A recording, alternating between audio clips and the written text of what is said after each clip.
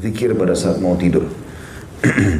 Di sini penulis mengatakan menyatukan dua telapak tangan seperti ketika berdoa, lalu meniup keduanya sambil membaca pada keduanya surah Al-Ikhlas. Sudah kita tahu tentunya Bismillahirrahmanirrahim. Di sini di buku kita ditulis Qul huwallahu ahad, Allahus samad, lam yalid wa lam yulad wa lam yakul lahu kufuwan ahad. Katakanlah dialah Allah yang Maha Esa. Allah adalah Tuhan yang bergantung kepadanya segala sesuatu. Dia tidak beranak dan tidak pula diperanakkan, dan tidak ada seorang pun yang setara dengannya. Juga dengan Al-Falaq. Bismillahirrahmanirrahim. Qul a'udzu birabbil falaq. Katakanlah aku berlindung kepada Tuhan yang menguasai waktu subuh. Min syarri ma khalaq, dari semua kejahatan makhluknya. Wa min syarri ghasiqin idza waqab, dan dari kejahatan malam apabila telah gelap gulita, karena umumnya malam orang berbuat maksiat. Nah, kita berlindung kepada Allah. Wa min syarri naffatsati fil 'uqad, dan kejahatan wanita-wanita tukang sihir yang menghembus pada buhul-buhul. Wa min syarri hasidin idza hasad, dan dari kejahatan orang yang dengki apabila ia dengki. Begitu juga dengan An-Nas. Bismillahirrahmanirrahim. Qul a'udzu birabbin nas. Katakan aku berlindung kepada Tuhan yang memelihara dan menguasai manusia. Malikin nas, rajanya manusia. Ilahin nas, Tuhannya manusia. Min syarril waswasil khannas, dari bisikan syaitan yang biasa bersembunyi. Alladhi yuwaswisu fi sudurin nas, yang selalu membisikkan kejahatan ke dalam dada manusia. Minal jinnati wan nas, dari jin dan manusia. Dibaca lalu ditiup ke telapak tangannya, kemudian dengan kedua telapak tangan itu dia mengusap tubuh yang dapat dijangkau dengannya, dimulai dari kepala, wajah, dan tubuh bagian depan sebanyak 3 kali. Hadis ini riwayat Bukhari, ya, jilid 9 halaman 62, dan Imam Muslim jilid 4 halaman 1723.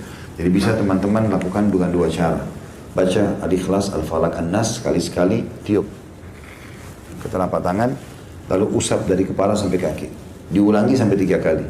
Atau bisa dengan cara yang lain, baca langsung 3 kali Al-Ikhlas, 3 kali Al-Falaq, 3 kali An-Nas, tiup telapak tangan, usap dari kepala sampai kaki. Ini termasuk riwayat Bukhari ini, riwayat Bukhari Muslim ini yang dijadikan sebagai dalil bolehnya ruqyah di dalam agama Islam.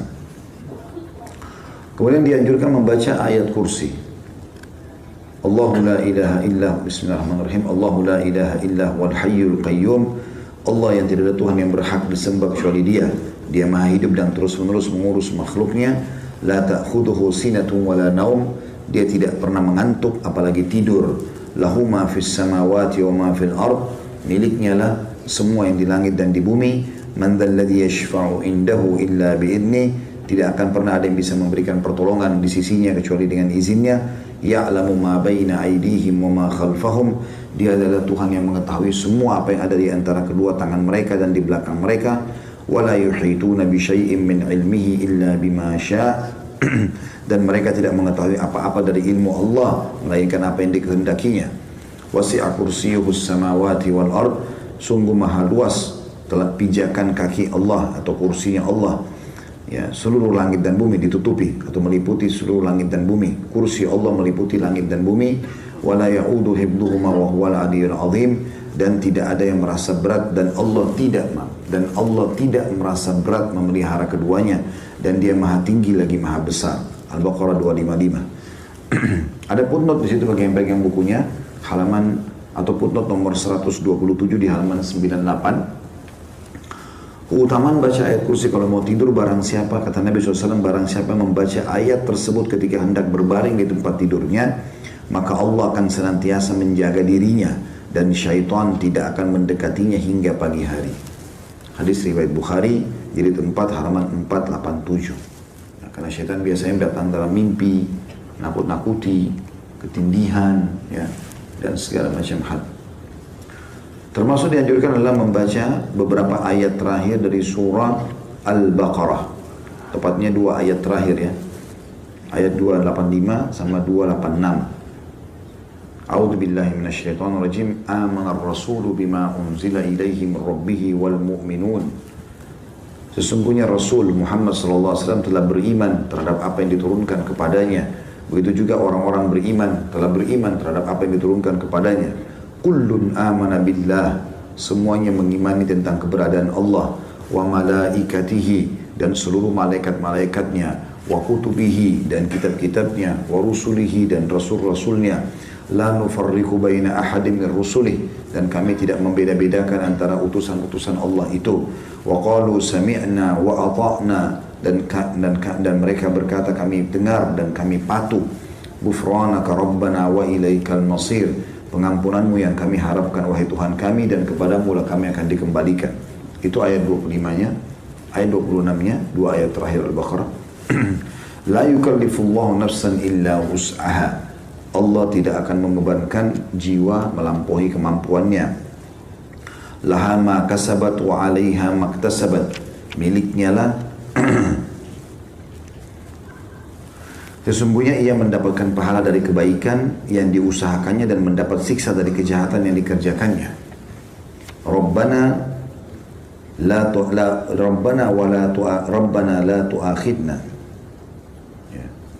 Laha ma kasabat wa 'alaiha maktasabat, Rabbana la tu'akhidna in nasina aw akhtana. Wahai Tuhan kami, janganlah kau menghukumi kami karena kami lupa atau kami salah.